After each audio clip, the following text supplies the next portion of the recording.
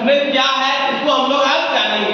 Leap year मतलब होता है कि लीप ईयर को पहले समझो क्या होता है। तो सबसे पहले हम लोग देखो 2021 किया हुआ है। सबसे पहले साल में कितना दिन होता है? 365 दिन। Very good. तो 365 दिन होता है और 6 घंटा होता है। 365 दिन 6 घंटा होता है। तो 1/4 का मतलब हुआ कितना हुआ? 24। सोचो का 24 होता है ना, तो 6 घंटा हुआ। 1/4 का मतलब 6 घंटा, यानी 365 दिन 6 घंटा एक साल में होता है।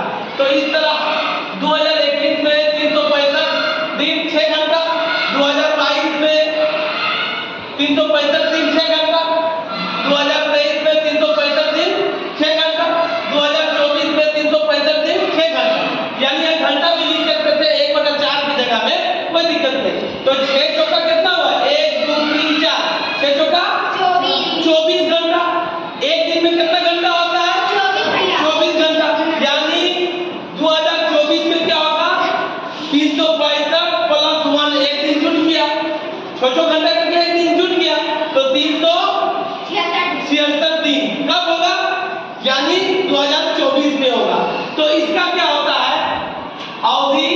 वर्ष में क्या होता है कि हम लोग लास्ट वाला क्रम जो होता है ना, लास्ट वाला इकाई दाएं है ना, इकाई दाएं, वो लास्ट अंक अगर 4 से भाग चला जाता है तो वो लीप ईयर कहलाता है। 4 से भाग चला जाता है तो लीप ईयर कहलाता है।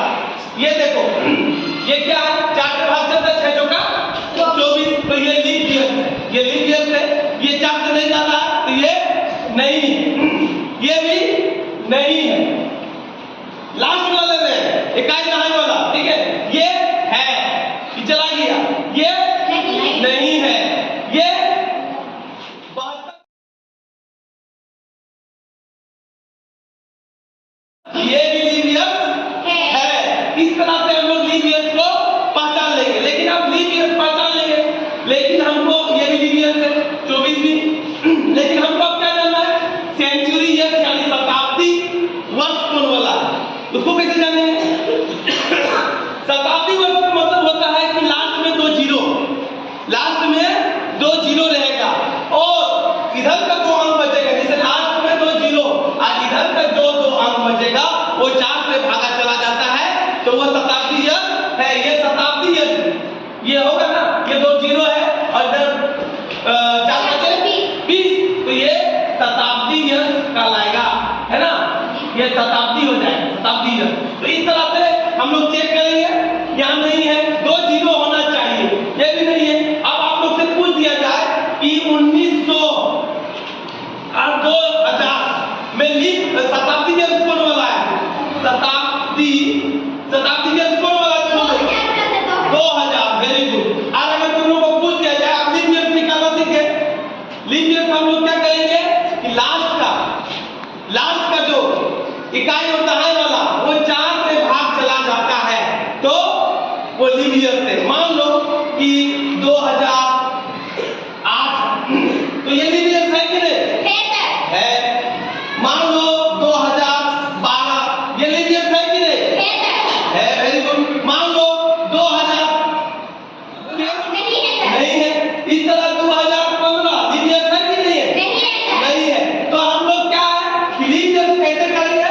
4 से भाग देंगे। अब शताब्दी ईयर के लिए क्या होता है कि आगे का 2 संख्या इकाई दहाई 0 होना चाहिए और इधर का 2 अंक जो बचेगा वो 4 से भाग जाना चाहिए। तो ये शताब्दी ईयर जानिए, लीप ईयर ये समझो। एक साल में याद रखना 365 बोलती हो ना तुम लोग, 365 दिन 6 घंटा होता है। 365 दिन 6 घंटा होता है। इस तरह से जोड़ के 365 दिन 6 घंटा, 365 दिन 6 घंटा, 365 दिन 6 घंटा, 365 दिन 6 घंटा, तो 4 साल में 4 साल बाद कितना होता है? 6 चौका 24 घंटा। 24 घंटा जब हो जाता है, इसीलिए हमारा क्या होता है कि 4 साल बाद एक दिन बढ़ जाता है, जो 29 का फरवरी का महीना 29 चला जाता है। फरवरी का महीना 29 चला जाता है।